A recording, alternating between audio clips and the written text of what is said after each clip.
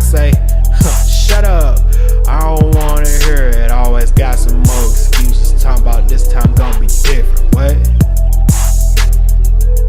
Hey, shut up, man, shut up.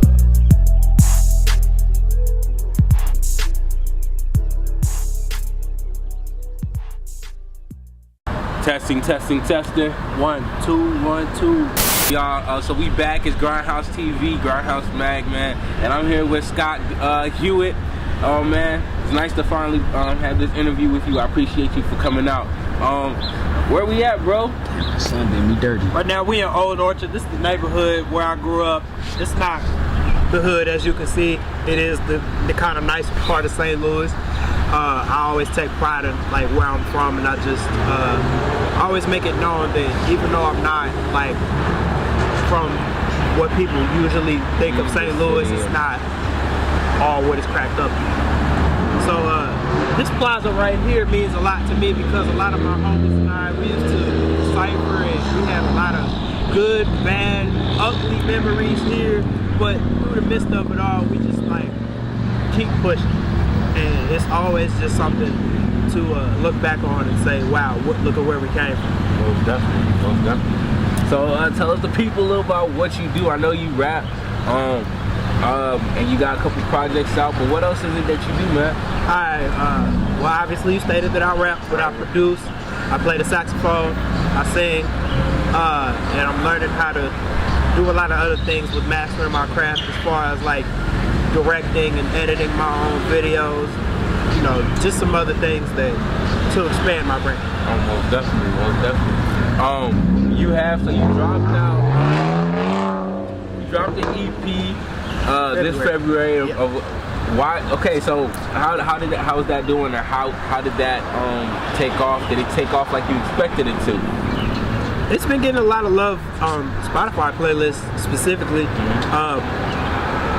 Just cracked 1,500 overall. So I feel like it's doing pretty good. You know, definitely better than the first two projects that I released in the past couple of years. The way I came up with it is I had a conversation with my good friend Chase Sanchez. Shout out Chase Sanchez. And we were talking about how millennials these days don't really know what love is and how it's defined, what it looks like. The project, by the way, is called The Idea of Love. And really, I'm not giving concrete answers as to what love really is. It's just an experience and a story as to what I've experienced. You said that you rap, and we know you got this EP out.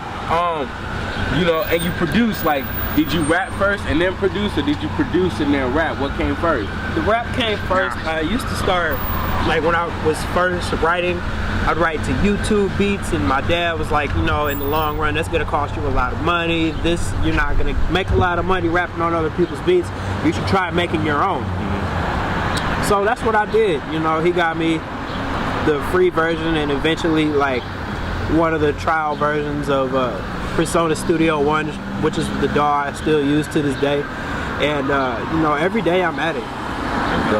That's dope. Okay, so being a kid that didn't necessarily grow up in the city or the hood as we know of St. Louis, but grew up in the suburban aspects of St. Louis, what would you say are like some the challenges that you face being interested in music but not necessarily liking or being in the same groups as other people, other your peers? Definitely socially, academically, finding my balance. I came to Webster when I was in the 4th grade. I didn't know anybody. It was like the scariest thing in the world. If you know the movie Max Keeble's Big Move, that's exactly what it was like. And you know, it turned my world upside down, but eventually I found my balance, and I think I just learned to accept myself, because I think us as black people specifically, there's this stigma of if you're not from the hood, then you're not whatever it is. And with my music, with my experience, with my life, I'm showing that although I might not come from where you come from, I'm still your brother. I'm still part of you. I'm still you know, in this family tree. Most definitely, and you're also still very St. Louis. I think the whole basis that people kind of fail to see that one of the artists that we spoke to, Big Neff, shout out to you, Big Neff. Shout out Big Neff. Is that like I feel like St. Louis is still on the rise. People know that we're here, especially from the good and the bad. You know, from the drama as far as the murder capital in the nation, or you know, our music, or Ferguson, or whatever. The good and the bad. You know, St. Louis is being talked about a lot. Do you like Scott Hewitt to be remembered in St. Louis? I'd like my name to be remembered as like building a foundation for the community, building a brighter future, building a better way for kids to grow up and be what they want to be. And I want to be the motivation for people who are not even kids, but I want to be the motivation or the reason as to why people went to go pursue their passion. Okay. Most definitely see, and hearing that you're an inspiration, you definitely want to be an influence for the people. Is there anything that you got coming, you putting out, or? I'm staying a little bit quiet. You know, I'm always working on something, but you know, when time progresses and things get perfected, everything is gonna come into play, and there's gonna be a lot more content released, and you know, further details will be coming on. Are you planning on putting any projects out with Shay? I know that you and Shay work closely together.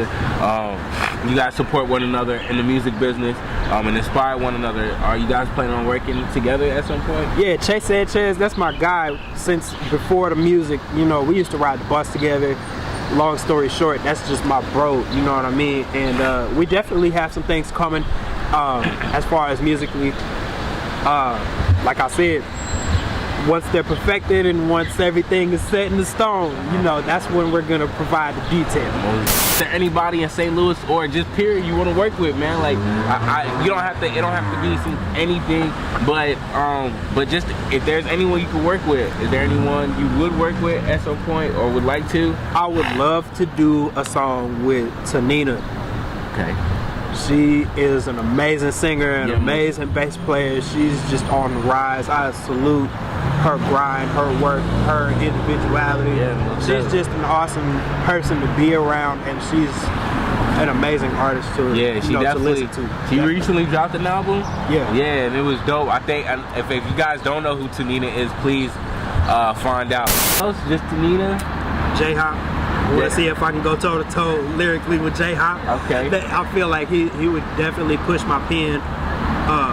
Yeah. Okay, most definitely. J-Hop, if you're here, you know, my man Scott would like to work with you, okay? He's shooting this shot, all right? Yes, sir. Stay in tune, man. We got plenty more interviews on the way. It's Grindhouse, man. We in the building, all right? We out.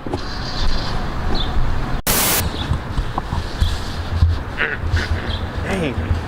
He doesn't like rap and make beats. Yeah. He's like sits down and like composes stuff. Like it's different. You ain't never seen no process like that, huh? Huh? His process original, huh? It is. It's different. You he got that.